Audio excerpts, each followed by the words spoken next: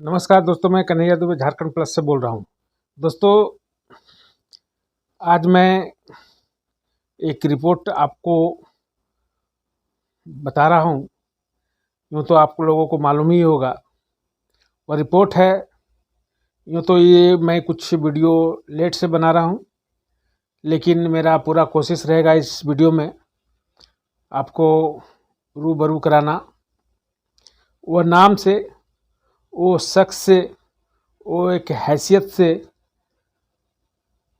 आप उसे जानते ही होंगे और उसका नाम हिंदुस्तान के सभी लोगों को मालूम ही होगा।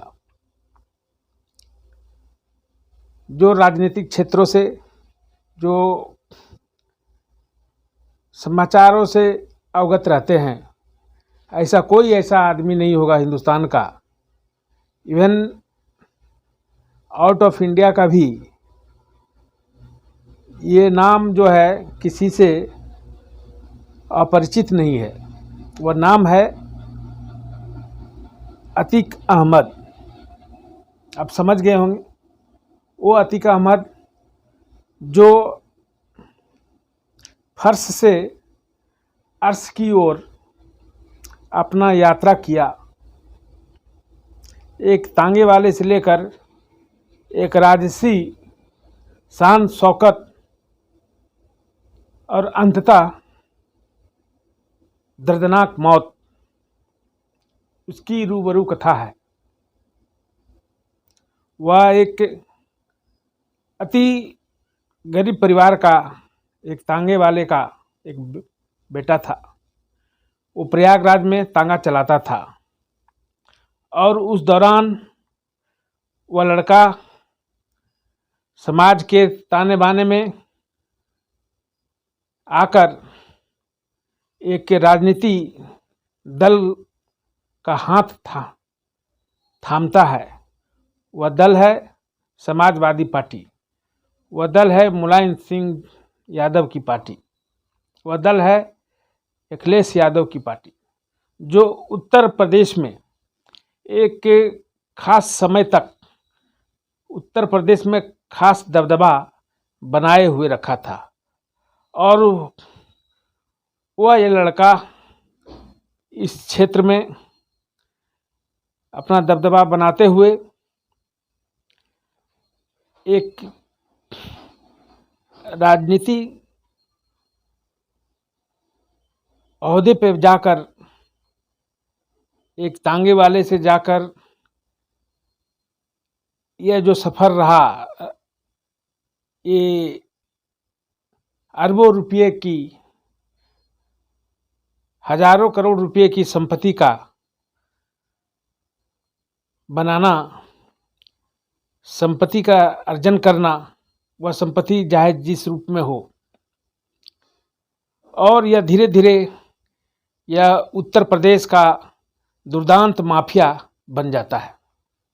और ऐसा माफिया जो अपने कार्यकाल में, जो अपने अवधि में एक अध्याय बनाता है लूट खसोट का, हत्या का, जबरन वसूली का, वो भी एक समाजवादी पार्टी के हाथ के नीचे। वो समाजवादी पार्टी हाथ के नीचे रहते हुए एक राजनीतिक सपोर्ट मिलते हुए राजनीतिक छत्र छाया में एक बहुत बड़ा क्राइम का ताना बाना बुनता जा रहा था। और यह भयावह रूप से इतना भयंकर था कि देश की अखंडता, संप्रभुता के ऊपर भी ये सवाल खड़ा हो जाता था। सूत्रों से ऐसे पता चला है कि उसका साठगांठ कई अंतर्राष्ट्रीय गिरोहों के साथ, आतंकवादी संगठनों के साथ रहा। अवैध हथियारों की तस्करी, यह उनके अध्याय का एक बहुत ही इम्पोर्टेंट चैप्टर था। लेकिन समय बीतता है, समय परिवर्तन लेता है। इस बीच योगी आदित्यनाथ का उदय हुआ। वह भाजपा के पार्टी का एक बहुत ही उत्तर प्रदेश वासियों को दिल जीता, और वह दिल बुलडोजर बाबा के नाम से प्रख्यात हुआ। जब उन्होंने शपथ ग्रहण किया था, 2 टूक शब्दों में उन्होंने बता दिया था कि हमारे राज्य में अपराधियों का कोई शरण नहीं होगा। और यूं हुआ भी। कई सैकड़ों अपराधी मारे गए, जेल में भरे गए। जितने उत्तर प्रदेश के कुख्यात माफिया थे, दबंग थे, रसूखदार थे, उन्हें कहीं न कहीं योगी आदित्यनाथ के द्वारा सजा मिला, चाहे वो सजा जेल के रूप में हो या वह सजा इनकाउंटर के रूप में हो या वह सजा बुलडोजर के रूप में हो। इन्होंने तमाम जगह से जितने भी माफियाओं का हड़पा हुआ संपत्ति था, सबको कब्जा में किया। और उस राज्य में एक माफिया मुक्त सरकार देने का अपने जनता से एक वचन निभाया। लेकिन सवाल ये उठता है कि यह जो माफिया जो है, ये रातों रात तो बना नहीं। बहुत बड़ी प्रश्न उठता है। इन्हें माननीय का दर्जा दिया गया, इन्हें एक एमएलए से, सांसद से, एक सांसद के रूप में उन्होंने, एक एमएलए के रूप में उन्होंने कई वर्षों तक राज्य का सेवा दिया। लेकिन इस बीच हमारे देश की जो खुफिया तंत्र है, उन्हें मालूम नहीं थी कि माफिया के लोग हैं ये संविधान के विरुद्ध काम कर रहे हैं, असंवैधानिक आदमी हैं। और हमारे जुडिशरी सिस्टम जो है, उनके नज़र में भी ये माननीय साहब का नज़र नहीं आया। स्वाभाविक है, अगर कोई सांसद एमएलए बनता है तो माननीय शब्द लगाया जाता है, जनता का प्रतिनिधित्व करता है। कई वर्षों से अतीक अहमद उत्तर प्रदेश में प्रयागराज में जीत कर आया और उन्हें संवैधानिक रूप से माननीय का दर्जा मिला। लेकिन वो माननीय की आड़ में कुख्यात आदमी, एक कुख्यात एक माफिया के रूप में प्रकट हुआ। लेकिन सवाल ये उठता है कि अगर वो माफिया था, अगर सवाल उठता है अगर वो एक कुख्यात अपराधी था, तो ये उस राज्य में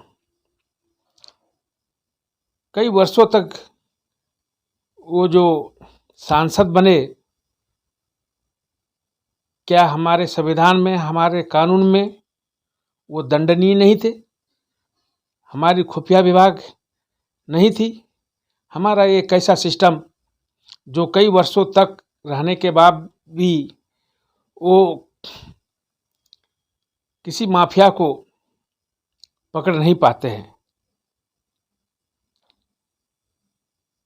तो संक्षिप्त में मैं ये बताना चाहता हूँ कि कोई भी अगर अपराध होता है, वो हमारा समाज, हमारा राज्य, हमारा देश, उसका दायित्व रहता है, ना कि एक आदमी विशेष सबका दायित्व होता है किसी अपराधी को बनाने के लिए।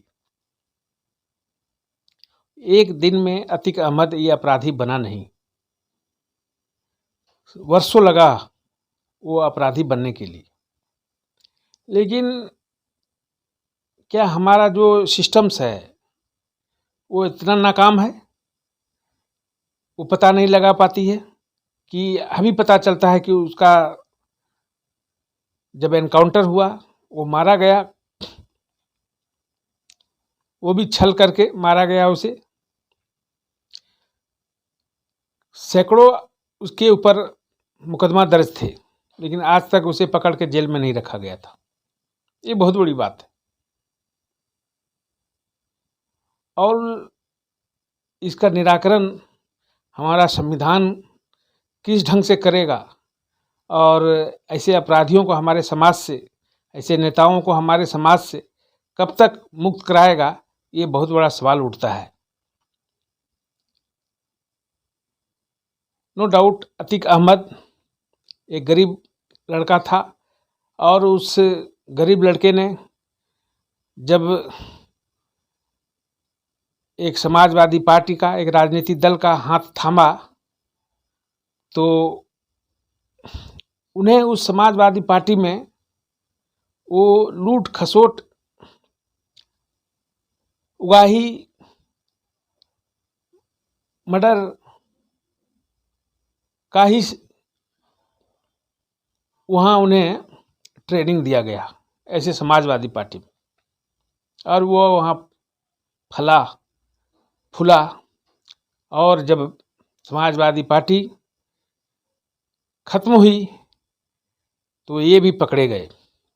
और इनकी ये जो पकड़े गए और ये फंस चुके थे राजनीतिक दलदलों में, और अंततः इनकी हत्या हो जाती। वो भी हत्या पुलिस के चारों बगल घेरे के बीच में। आप लोग देखे होंगे, जरूर देखे होंगे, जानते भी होंगे। लेकिन मेरा मकसद होता है कि क्या समाज, क्या हमारा संविधान, क्या हमारा देश इतने लंबे अरसे के बाद जगती है? ये बहुत बड़ा प्रश्न चिन्ह होता है। आप कमेंट कीजिएगा, और अगर ये वीडियो अगर आपको अच्छा लगा होगा ज़रूर लाइक कीजिएगा, शेयर कीजिएगा। धन्यवाद। जय हिंद।